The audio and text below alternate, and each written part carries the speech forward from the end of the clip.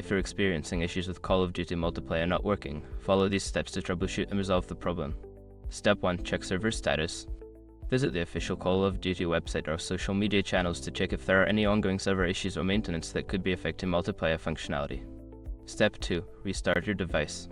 Turn off your gaming console or PC completely and then restart it. This can help clear temporary glitches that may be causing the multiplayer not to work. Step 3. Update the game. Ensure that your game is fully updated to the latest version. Check for any available updates in your game library or console store and install them. Step 4. Check your internet connection. Test your internet connection to ensure it is stable and fast enough for online gaming. You can run a speed test or try connecting to a different network if possible. Step 5. Reinstall the game.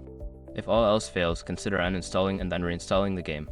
This can help fix any corrupted files that may be causing issues with multiplayer. By following these steps, you should be able to resolve the multiplayer issues in Call of Duty. If problems persist, consider reaching out to customer support for further assistance.